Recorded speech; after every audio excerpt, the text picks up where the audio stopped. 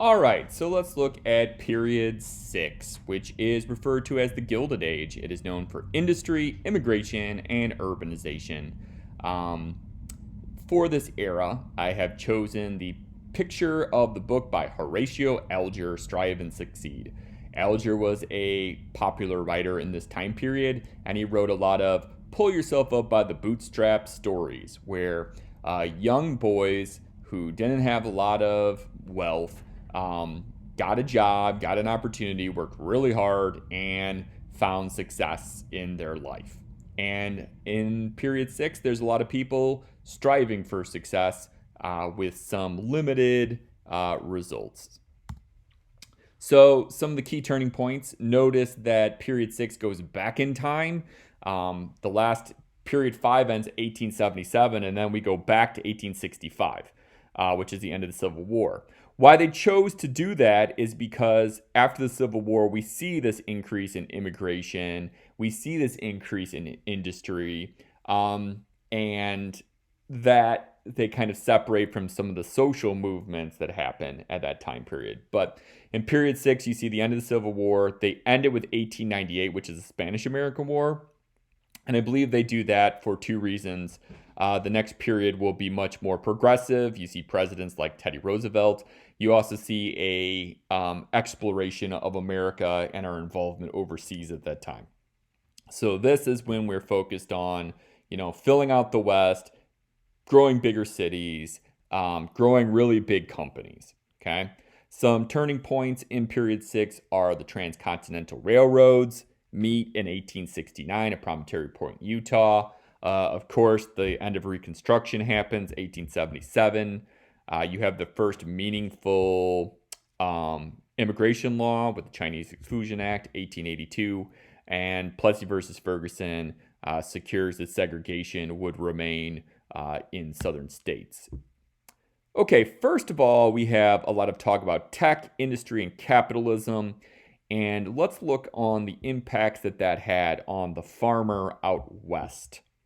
So many people moved to America to get property, to own farms was sort of the American dream for a lot of people at this time. And you had a lot of people moving west to places like Kansas. And the term that was sometimes used was sod buster, that they would break up the earth and start planting. And there was this general belief that rain would follow the plow. The Great Plains are arid, they don't have a lot of rainfall. And in some cases, they can be challenging for agriculture. But there was this belief that, if you plow it, it's going to start to rain. And for a really brief period in time in this era, that was kind of true, that there was an inordinate amount of rainfall. It wasn't caused by the plow, but it just was kind of a short-term lucky coincidence that encouraged a lot of people to move west. Well, after a few years, the rainfall stopped, as it typically would for that era, and people out west were really struggling. Furthermore, you had this effort where people who had really big farms or more mechanization were able to yield more crops. And this drove crop prices down and made it really hard for the small farmer. And this called for a lot of Western farmers to promote more government regulation. They wanted the government to set prices for grain elevators. They wanted the government to confirm railroad prices. And this led to farmer collectives and groups like LaGrange that were calling for more federal intervention to kind of help the little guy out west. Railroads, as I mentioned before, were a huge factor of this.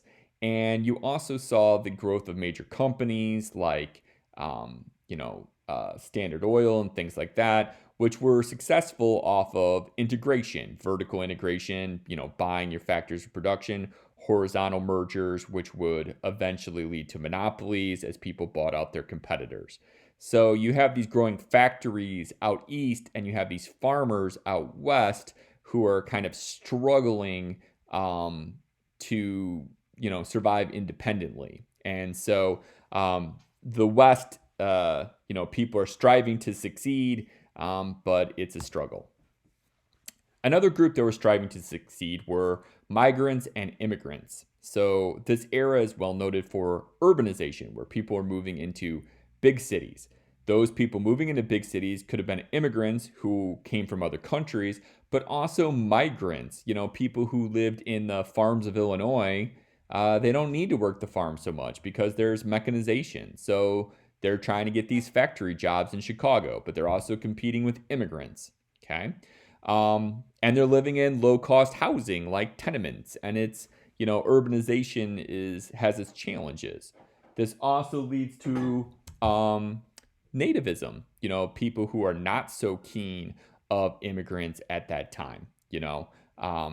Things like the Chinese Exclusion Act pass, and more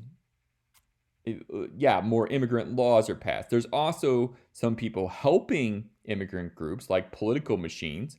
The Democratic Party very heavily favored immigrants. You had people like Boss Tweed, running things through Tammany Hall. And so immigrants and migration played a major impact on cities, but some of the political systems of this time as well.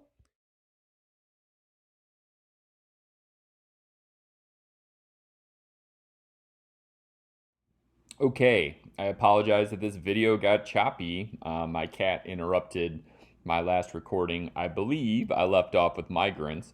So now I'm going to talk about the Gilded Age and new movements. So the Gilded Age was a time period of social Darwinism, right? There were these captains of industry, these robber barons who were making it super rich. People like J.P. Morgan or Rockefeller, and they basically would justify their wealth through the idea that they were more evolved, that they were superior than poor people. And if poor people were poor, they just weren't as evolved. Now, not everyone bought into this. There were some good rich people, like Carnegie, who would talk about the gospel of wealth, that basically rich people had an obligation to help poor people. Some people who were not of wealth were critical of this and called for their own reforms. People like Jane Addams and settlement houses tried to help immigrants and educate immigrants. And then there were, towards the end of this era, a lot of questions about currency. So William Jennings Bryan was adopted some of the populist ideas that started with Lagrange, and was a Democratic candidate for president. And he was advocating for the abandonment of the gold standard. This would make it easier for people who were in debt, because the inflation would theoretically happen, and therefore they'd be able to pay off their debts sooner. So William Jennings Bryan's cross of gold is not in support of gold, it's in support of abandoning the gold standard. In his speech, he says, "We will not be crucified on a cross of gold." In the end, William Jennings Bryan was not elected, and the gold bugs won, but there was some effort, people talking about this idea. Another failure of this period was that segregation remained. So in the Gilded Era, you had a lot of rich people making it really rich. You did have some critics to that, but they were not able to really change the system very much. And that will be brought about in the next period, which we refer to as the Progressive Age. So the Gilded Age, a term coined by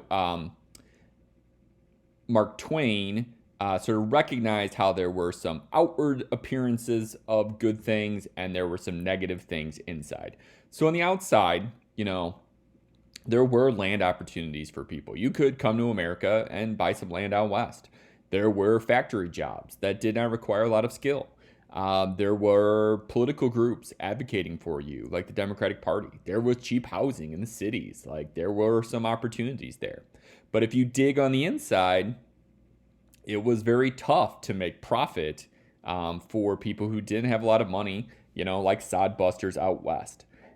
People who worked factory jobs worked to the bone. We would hear about this in the next era through like books like The Jungle that talk about immigrants, and they're really struggling. There were political groups, but a lot of them were corrupt and using their own interests, these political machines that were completely terrible and manipulative. And people who moved to cities often lived in these urban slums known as tenements. So the Gilded Age was for many a sign of opportunity, but some would say it is a sign of false opportunity. And we had westward growth, which was very difficult. We had many migrants and immigrants moving across the country, and they had their own struggles and challenges. And there was a lot of accumulation of wealth for a small group of people, but for others, there really wasn't. So that's the Gilded Age overall. Thank you.